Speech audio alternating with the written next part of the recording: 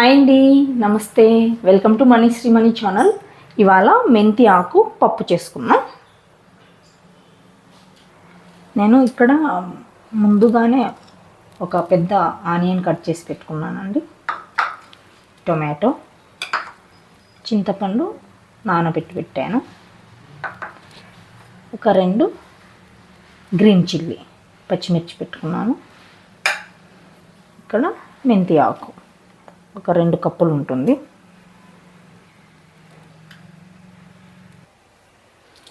ముందుగా stove on చేసుకున్నాం.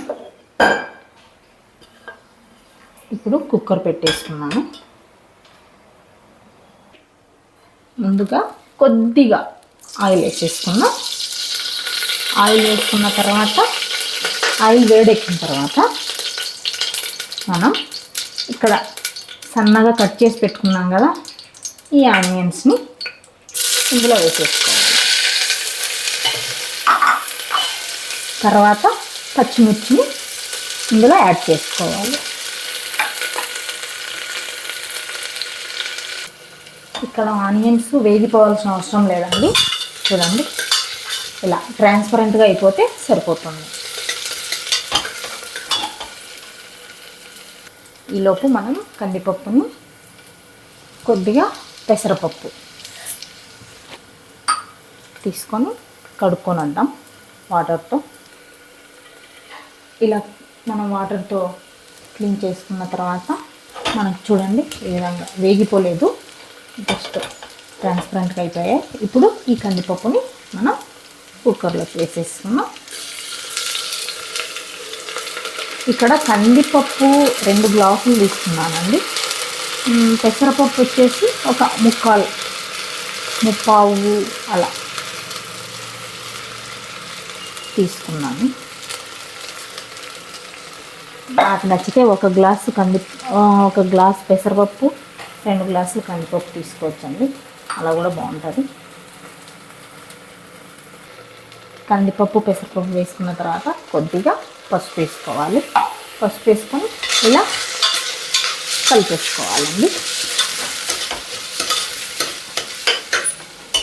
ఇలా కలుపుకున్న తర్వాత ఇక్కడ మనం మెంతాకుని సన్నగా ఇలా తరిగి పెట్టుకున్నాం కదండి, మెంతాకును కూడా ఇందులో వేసేసుకోవాలి.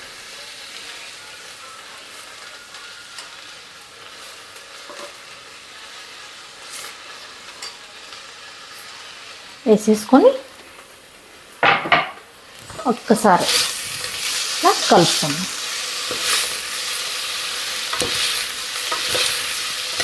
ఈ విధంగా కలుపుకున్న తర్వాత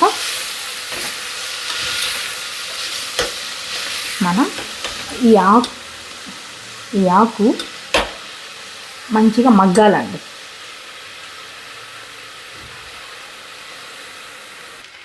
మనకి ఈ విధంగా మగ్గిపోవాలి. మనకి మంచి ఫ్లేవర్ వస్తుందండి.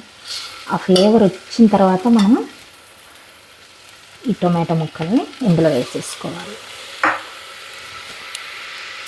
వేసుకొని ఒకసారి మంచిగా కలుపుకోవాలి.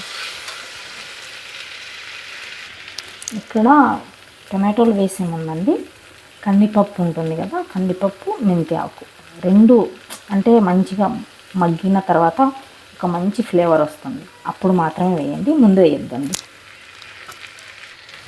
ఇప్పుడు ఈ పప్పు మునిగే వరకు వాటర్ వేసుకుందాం. చూసారు,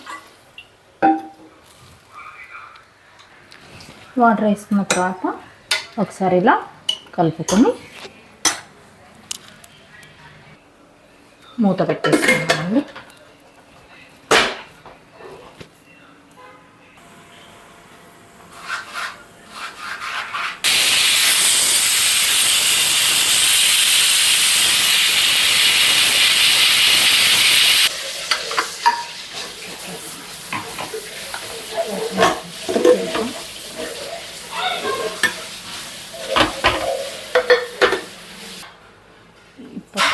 మూత తీసిన తర్వాత ఈ చింతపండు గుజ్జును మనం ఇందులోకి వేసుకొని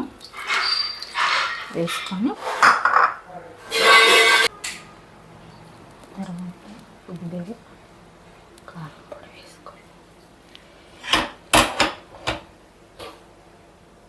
కారం పొడి వేసుకున్న తర్వాత క్రిస్టల్ సాల్ట్ వేసుకున్నాం. కారం పొడి అన్నీ వేసుకున్న తర్వాత మళ్ళీ ఒకసారి స్టవ్ ఆన్ చేసుకొని ఈ పప్పుని ఉడికిద్దాం. ఒక 5 minutes ఉడికిద్దాం.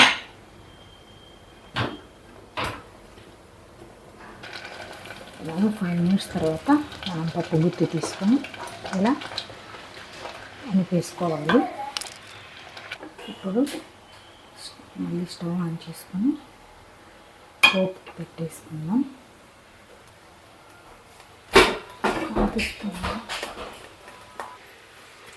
ఇప్పుడు ఇందులో మనం పోపు సరిపడా ఆయిల్ వేసుకున్నామండి. ఆయిల్ వేడెక్కిన తర్వాత వెల్లుల్లి ముక్కలను, ఇప్పుడు కొద్దిగా జీలకర్ర, కొద్దిగా మెంతులు,